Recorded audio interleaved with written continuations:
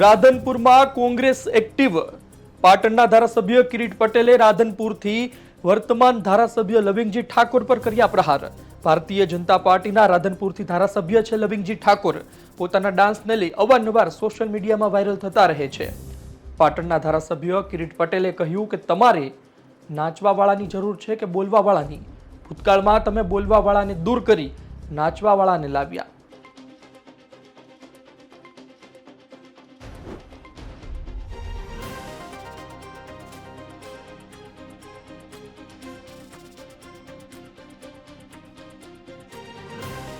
એક સારું કામ કર્યું છે રાધનપુરના લોકોએ. કયું બોલો? કયું સારું કામ કર્યું? બોલવા વાળા ધારાસભ્યને કાઢી અને નાચવા વાળા ધારાસભ્ય લાવ્યા. સાચી વાત કે ખોટી વાત? હવે તમારે ફરીથી બોલવા વાળા રાખવાના છે કે નાચવા વાળા રાખવાના છે? તમારા પ્રશ્નો વિધાનસભાની અંદર, સરકારની અંદર રજૂ કરી શકે એવા મજબૂત લડાયક બોલવાવાળા ધારાસભ્યની જરૂર છે કે જે તે વરઘોડામાં નાચી અને તમને રાજી કરે એવા ધારાસભ્યની જરૂર છે? બોલો બોલો, નાચવાવાળાની જરૂર છે કે બોલવાવાળાની? નાચવાવાળાની જરૂર છે કે બોલવાવાળાની? નમસ્કાર મિત્રો, રાધનપુરમાં કોંગ્રેસ એક્ટિવ. લવિંગજી ઠાકોરના ડાન્સથી પાટણના ધારાસભ્ય કિરીટ પટેલને વાંધો શું? વિસ્તારથી વાત કરું. ગુજરાતમાં કોંગ્રેસની આક્રોશ યાત્રા જેમ જેમ પસાર થઈ રહી છે તેમ તેમ કોંગ્રેસ ઊભી થઈ રહી હોય, બેઠી થઈ રહી હોય તેવું લાગી રહ્યું છે. જિગ્નેશ મેવાણીનો આક્રમક અંદાજ કોંગ્રેસમાં એક નવી ઉર્જા પૂરી રહ્યો છે. કોંગ્રેસ સારા પરિણામ લાવશે તેવી વાતો ચાલી રહી છે. આ વચ્ચે આ યાત્રા રાધનપુર પહોંચી અને રાધનપુરમાં કિરીટ પટેલ પાટણના ધારાસભ્ય બોલવા માટે ઊભા થયા. તેમણે જે શબ્દો કહ્યા એ આજની તારીખે સોશિયલ મીડિયામાં ખૂબ વાયરલ છે. કોંગ્રેસી નેતાઓને પસંદ આવી રહ્યા છે, પરંતુ લવિંગજી ઠાકોરના સમર્થકોને ગુસ્સો અપાવી રહ્યા છે. પાટણના ધારાસભ્યએ કહ્યું કે ભૂતકાળમાં તમે બોલવાવાળાને દૂર કરી, લડવાવાળાને દૂર કરી, નાચવાવાળાને લઈને આવ્યા. રાધનપુરની જનતા બોલવાવાળાને મત ન આપે અને નાચવાવાળાને મત આપે ત્યારે સવાલ થાય. તેમનું કહેવું આ હતું. જ્યારે તેમણે આગળ એ પણ કહ્યું કે આવનાર દિવસોમાં કોની જરૂર છે, કોને લાવશો? બોલવાવાળાને, લડવાવાળાને કે પછી નાચવાવાળાને?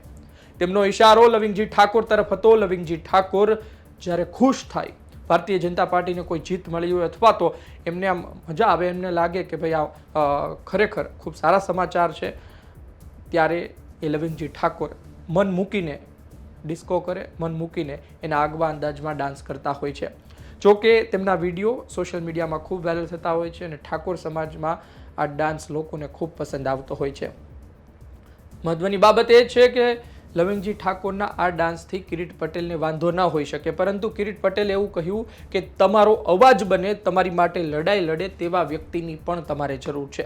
કિરીટ પટેલ રઘુભાઈ દેસાઈની વાત કરી રહ્યા હતા. રઘુભાઈ દેસાઈ એ જ કે જે થોડા સમય પહેલા કોંગ્રેસમાંથી રાજીનામું આપીને બેઠા હતા, ફરી કોંગ્રેસમાં એક્ટિવ થયા. વંડી ટપે અથવા તો કોંગ્રેસમાં પણ નહીં, અન્ય પાર્ટીમાં પણ એવી પરિસ્થિતિમાં રહે એ પહેલાં જ ઓપરેશન અમિત ચાવડાએ પાર પાડ્યું અને ફરી ઘર વાપસી કરાવી. અને આ રઘુભાઈ દેસાઈ રાધનપુરમાં એક્ટિવ થયા છે. કારણ જે પણ હોય, તેમના નજીકના કોઈ વ્યક્તિને કોઈ હોદ્દેદારી ના મળી હોય, તેમના માનીતા વ્યક્તિઓનું સ્થાન ન સચવાયું, જે કોઈ કારણ હોય, પરંતુ કોંગ્રેસે ડેમેજ કંટ્રોલ કર્યું. રાધનપુરમાં હવે રઘુભાઈ દેસાઈને એક્ટિવ કર્યા છે. કિરીટ પટેલનું કહેવું હતું કે ગુજરાત કોંગ્રેસના ઉમેદવાર 2022માં જે હતા રઘુભાઈ દેસાઈ, તેમને ફરી તમે જીતાડો અથવા તો કોંગ્રેસ આવનાર દિવસોમાં જેને પણ ઉતારે, બોલવાવાળા, લડવાવાળાને, તમે નાચવાવાળાને મત ના આપો, લવિંગજી ઠાકોરને મત ના આપો. આ જ રઘુ દેસાઈ છે કે જેમણે અલ્પેશ ઠાકોરને હરાવ્યા હતા. તમે જુઓ કે ગુજરાતના રાજકારણમાં રાધનપુર વિધાનસભા ખૂબ ચર્ચામાં રહી છે વર્ષોથી. આ લવિંગજી ઠાકોર જ છે. સામે રઘુભાઈ દેસાઈ મજબૂત નેતા છે, તો સામે લવિંગજી ઠાકોર પણ એ જ નેતા છે કે જે વર્ષોથી રાજકારણ જોવે છે. શંકરસિંહ વાઘેલાને મુખ્યમંત્રી બન્યા બાદ ખુરશીની જરૂર હતી, મુખ્યમંત્રી બન્યા બાદ ધારાસભ્ય પદની જરૂર હતી, ત્યારે રાધનપુર બેઠક આ જ લવિંગજી ઠાકોરે ખાલી કરી હતી.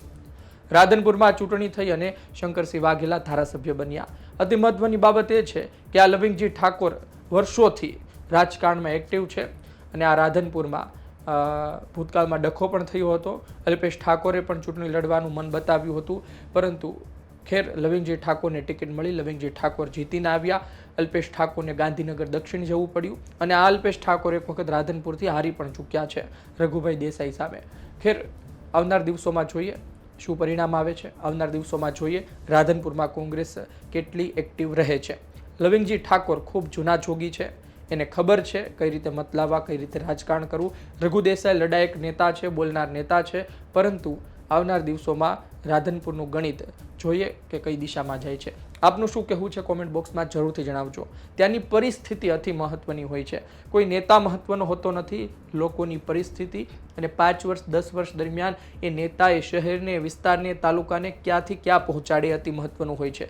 શું શું નવું લાવ્યા, એ વિસ્તારમાં ક્રાઇમ કેટલો કંટ્રોલમાં છે, એ વિસ્તારમાં શું દારૂ અને ડ્રગ્સની બધી કંટ્રોલમાં આવી છે, એ વિસ્તારમાં શું પોલીસ લોકોને સરખા જવાબ આપે છે, એ વિસ્તારમાં ખેડૂતો હોય કે અન્ય વર્ગના લોકો હોય ખુશ છે. આ તમામ સવાલના જવાબ ધારાસભ્ય પાસેથી માગવાના હોય છે.